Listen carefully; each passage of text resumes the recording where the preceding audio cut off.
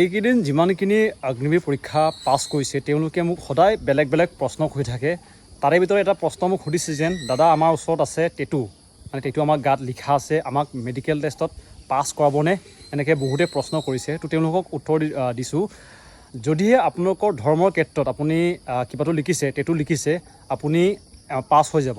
কিন্তু আপুনি এখন লিখা এখন আনিব লাগিব। আপোনালোকৰ গাঁৱৰ পৰা নহ'লেও এনেকৈ কিবাৰ পৰা আপুনি যোনটো ধৰ্মৰ পৰা আহে তাৰ পৰা এখন লিখা এখন অফিচিয়েলি আনিব লাগিব, তেতিয়া আপোনালোকক এলাউ কৰি দিব। কিন্তু যদি আপুনি এনেই লিখিছে, কিবা কিবি লিখি থৈছে, আপোনালোকক ডাইৰেক্টলি তেওঁলোকে ৰিমেডিকেল দিব, নহ'লেও ডাইৰেক্টলি ৰিজেক্ট কৰিব।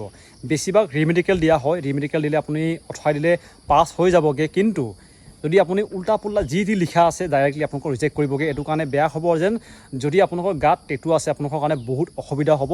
কিন্তু যদি আপোনাৰ ধৰ্মত লিখা আছে, মানে ধৰ্ম বুলি কিছুমান এনেকুৱা কিবা ট্ৰাইব থাকে, তেওঁলোকে টেটু লিখা হয়, এইবিলাক আপোনালোকে এলাউ কৰি দিয়ে, তেওঁলোকক ফেল নকৰায়। কিন্তু আপুনি এনেই কিবা কিবি লিখিছে, নিজৰ গাৰ্লফ্ৰেণ্ড বয়ফ্ৰেণ্ড এনেকৈ নাম লিখিছে, তো আপোনালোকক চিধা লাট মাৰি পিনি ইণ্টাৰভিউ বাহিৰ কৰি দিব। এইটো হৈছে টেটুৰ বিষয়ে। লগতে যিমানখিনি অগ্নিবীৰ তাৰপিছতে SSC GD দিবলগীয়া কেণ্ডিডেট আছে, যাৰ এতিয়া বৰ্তমান ফিজিকেল টেষ্ট দিবলগীয়া আছে 1600 মিটাৰ লগতে 5 কিলোমিটাৰ, তেওঁলোকৰ কাৰণে ভাল ক'ব যেন আপোনালোকৰ কাৰণে বহুত পাতল জোতা আনিছোঁ, এডিডাছৰ দুযোৰ। আপোনালোকে গৈ পিনি চেকআউট কৰিব পাৰিব। স্ক্ৰীন টাচ কৰিলে আপোনালোকৰ জোতাৰ লিংকটো পাই যাব, গৈ পিনি চেকআউট কৰি পিনি অৰ্ডাৰ কৰিব পাৰিব। বহুত পাতল আছে জোতা দুযোৰ।